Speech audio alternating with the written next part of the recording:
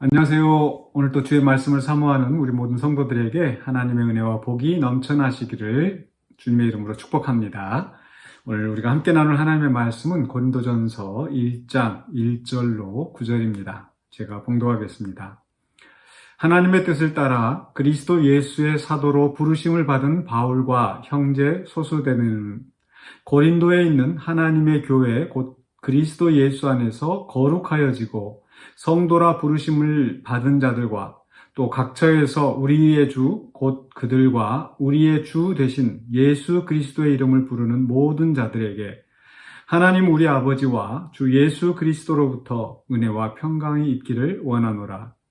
그리스도 예수 안에서 너희에게 주신 하나님의 은혜로 말미암아 내가 너희를 위하여 항상 하나님께 감사하노니 이는 너희가 그 안에서 모든 일, 곧 모든 언변과 모든 지식에 풍족함으로 그리스도의 증거가 너희 중에 견고하게 되어 너희가 모든 은사에 부족함이 없이 우리 주 예수 그리스도의 나타나심을 기다림이라. 주께서 너희를 우리 주 예수 그리스도의 날에 책망할 것이 없는 자로 끝까지 견고하게 하시리라. 너희를 불러 그의 아들 예수 그리스도 우리 주와 더불어 교제하게 하시는 하나님은 미쁘시도다. 아멘. 하나님의 교회의 거룩한 성도라고 하는 제목으로 오늘 본문을 함께 살펴보려고 합니다. 네, 바울이 고린도 교회에 보내는 편지, 또 그 안에서 오늘은 첫 인사와 또 이게 도입하는 말씀이 들어있는데, 이 말씀만 보면 참 이 고린도 교회가 굉장히 좋은 교회인 것처럼 생각이 되어지는 것 같습니다. 왜냐하면 굉장히 좋은 말씀 여기 참 다 있거든요. 그러나 실상 이 고린도 교회에는 많은 문제가 있었습니다. 그들 가운데 많은 분쟁이 있었고, 또 음행의 문제가 있었고, 또 은사 때문에 서로 다투는 일들, 또 세상의 지혜를 쫓아가는 이런 문제들이 있었던 거죠. 그런데 이제 오늘 말씀 속에서 보면은 상당히 다 긍정적으로 바울이 표현하고 있는 것을 보는데, 그 이유가 무엇일까? 또 과연 그것이 우리에게 어떤 의미가 있을까를 이렇게 생각을 해봅니다. 오늘 말씀 속에서 이 고린도 교회 성도들의 어떤 과거와 또 현재 또 미래에 대한 말씀 이제 세 부분으로 나누어지는데요. 먼저 1절과 3절에서는 이들의 과거를 생각해 볼 수 있을 것 같습니다. 바울은 이제 1절에서 이 편지를 쓴 바울이 누구인지 또 누가 지금 이 편지를 쓰고 있는지를 이야기하고 있죠.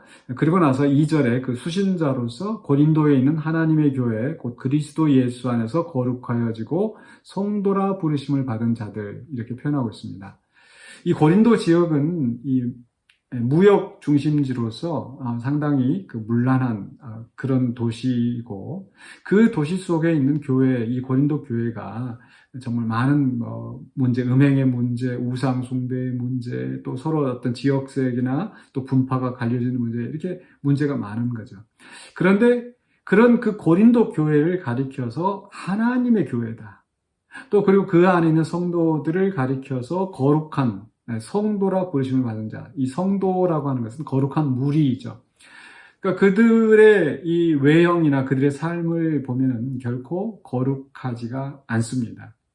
그 교회는, 고린도 교회는 정말 하나님의 교회라고 하기에는 정말 부끄러운 그런 교회일 수도 있죠. 그럼에도 불구하고 그곳은 하나님의 교회이고 거룩한 성도이다. 왜 그러합니까? 바로 그리스도 예수 안에서 거룩하여진 거죠. 즉 우리가 하나님 앞에 의로운 자, 또 거룩한 자라 부르심을 받게 되는 것은 우리 자신의 모습이 아니라, 우리에게 달려있는 것이 아니라 오직 예수 그리스도의 보혈의 공로로 우리가 의롭다함을 받고 거룩하다, 일컬어짐을 얻게 된 겁니다. 이것은 전적으로 하나님의 은혜입니다. 그런 그 성도들에게 바로 은혜와 평강이 있기를 원하노라 라고 시작을 하면서 또 4절부터 7절까지는 이 교회의 이 현재에 대해서 이야기를 하고 있다고 할 수 있겠습니다. 거기에서 보면 5절에서 이제 4절에서 바울은 그들을 생각할 때 또 그들을 위해서 또 기도하면서 항상 하나님께 감사하는 고린도 교회가 감사의 제목이 되고 있는 거죠. 그 이유가 5절에 이는 너희가 그 안에서 모든 일 곧 모든 언변과 모든 지식에 풍족함으로 그리스도의 증거가 너희 중에 견고하게 되어 또 너희가 모든 은사에 부족함이 없이 이렇게 쭉 되어 있습니다. 과연 이 고린도 교회에 그만한 그런 그 지식이 풍족하였던가?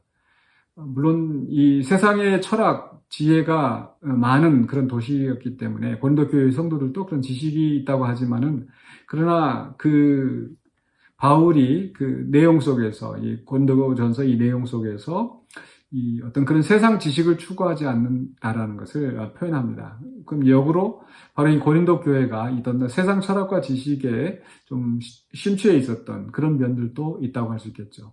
그러나 그들이 그럼에도 불구하고 그들이 모든 지식에 풍족하고 또 그리스도의 그 지식이 그들의 안에서 견고하여지는 그리스도의 증거가 그들 안에서 견고하여졌다. 이렇게 표현할 수 있는 것은 무엇인가 보니까 4절에 보니까 이렇게 말씀하고 있습니다.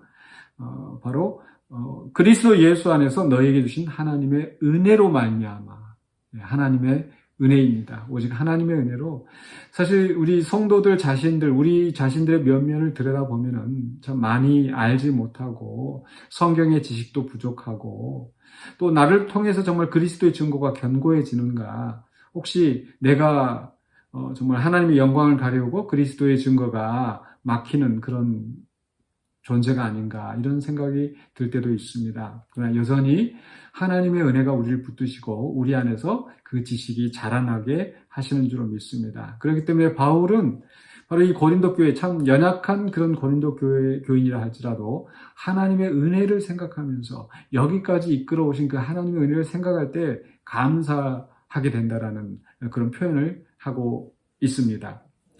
그리고 나서 이제 8절과 9절에서는 이제 이 고린도 교회의 성도들의 미래에 대해서 말씀하고 있어요. 8절에서 주께서 너희를 우리 주 예수 그리스도의 날에 책망할 것이 없는 자로 끝까지 견고하게 하시리라.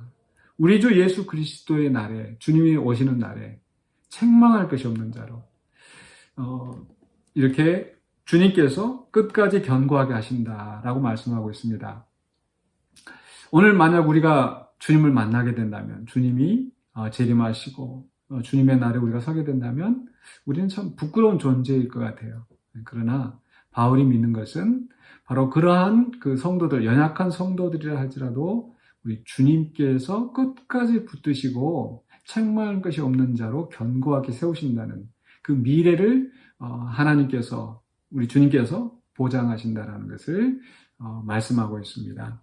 그 이유가 무엇인가? 9절에서 너희를 불러 그의 아들 예수 그리스도 우리 주와 더불어 교제하게 하시는 하나님은 미쁘시도다. 미쁘시도다라는 말은 믿음직스럽다, 신실하시다.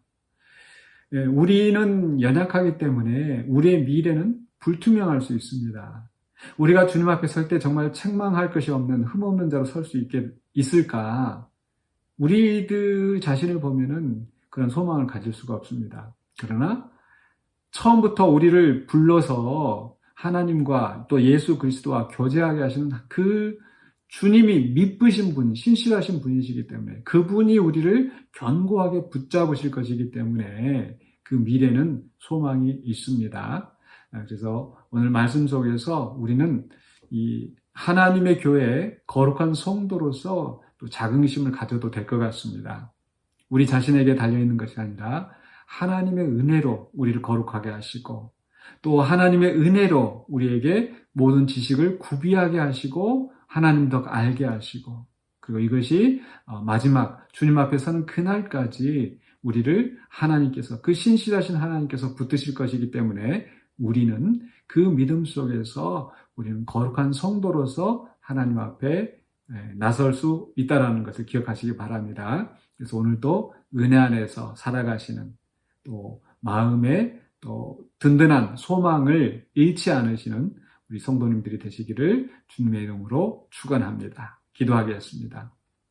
사랑해 주님 감사합니다. 아무 공로 없는 우리들을 주님께서 택하시고 하나님의 자녀 삼으시고 의롭다 하시고 하나님의 나라에 영원한 생명을 얻게 하심을 감사드립니다. 우리가 이 은혜를 생각하면서 또 오늘 또 주님의 은혜 안에 살아가는 우리가 되기를 원합니다. 주님을 의지하며 또 주께 영광 돌리며 살아가는 우리들 될 수 있도록, 그래야 주님 오시는 그날에 정말 기쁨으로 주님을 만날 수 있도록 붙잡아 주시옵소서. 우리를 붙잡아 주신 예수 그리스도의 은혜 감사드리오며 살아계신 예수 그리스도의 이름으로 기도하옵나이다. 아멘.